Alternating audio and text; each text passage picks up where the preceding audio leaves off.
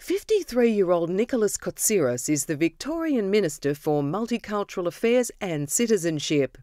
Minister Kotsiras has been a member of the Victorian Legislative Assembly since he won pre-selection in 1999. Formerly a high school teacher and school principal, Nicholas has held several high-profile positions within the Shadow Ministry between 1999 and 2010. Originally from Kalamata, Nicholas left the family's dirt floor home with his parents and older sister, arriving in Australia at the age of 4. Life in the early days was very tough for Nicholas's family as they struggled to keep a roof over their heads, and he recalls the difficulties that he faced as an impoverished child migrant growing up in a community that had no idea of what that actually meant. It was life's toughness, however, that instilled an unwavering resolve in Nicholas to achieve no matter what. He worked hard day and night, and as he climbed towards that goal, his only regret was that his father didn't live long enough to witness the dizzy heights that he finally managed to reach.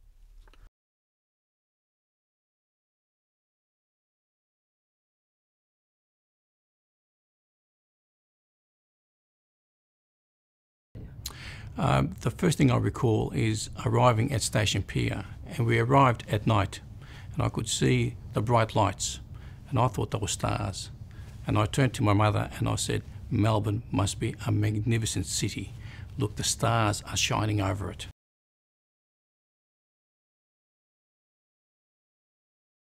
But growing up in the first 5 years was difficult. I wasn't aware of this thing called football, the AFL or the VFL back then. And every Monday morning, children would gather together and talk about the game. And I felt like an outsider. I had no knowledge of this game. So I would avoid going early to school on Monday mornings. And of course, at lunchtime, my mother used to pack those split Vienna sandwiches with zucchini and feta cheese. And I was so embarrassed.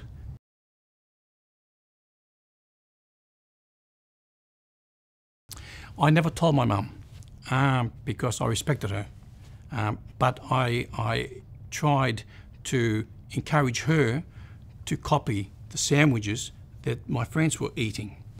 And she would, the poor lady, would try to cut the slice even thinner, but it wasn't the same. It was never the same. With the VFL, I tried to learn, but as a young 5-6-year-old, it was very difficult to learn on your own.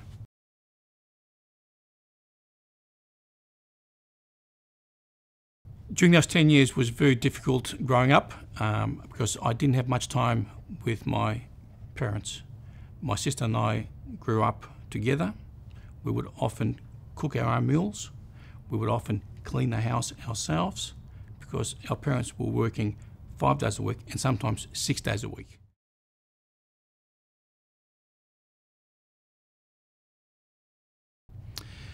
It was a difficult time with finances.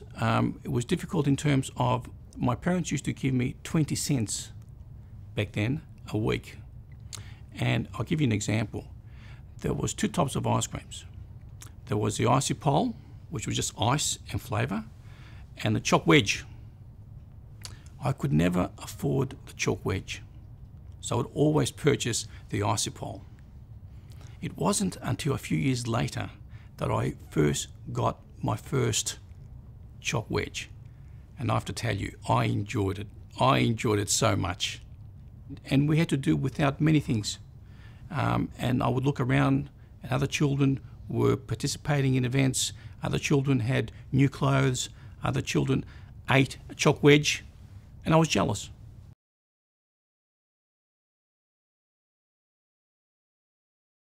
Unfortunately, it was a time when assimilation was ripe.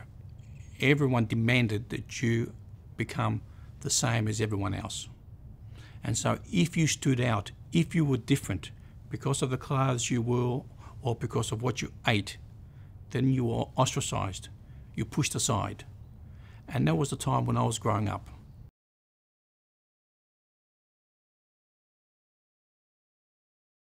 I withdrew and I was very quiet. I was passive. I kept to myself, and I only had a few friends. And those few friends were the ones who had recently arrived from overseas themselves. So I did not try to integrate because I thought I would not achieve that integration.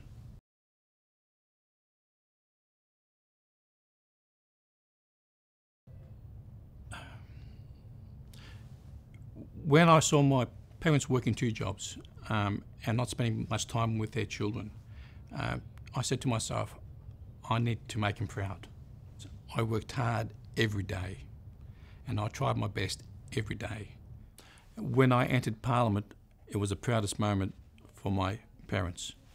And I can still remember them on that day when they came to Parliament to see me being sworn in. They were so proud.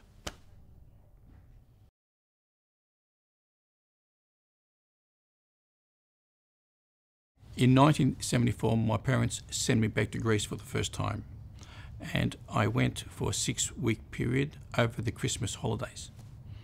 Upon my return back to Melbourne, I wanted to learn Greek. I enjoyed listening to Greek music, and I realised that's my identity, that's who I am. So I began to appreciate my culture. It was only that trip to Greece that made me realise who I was.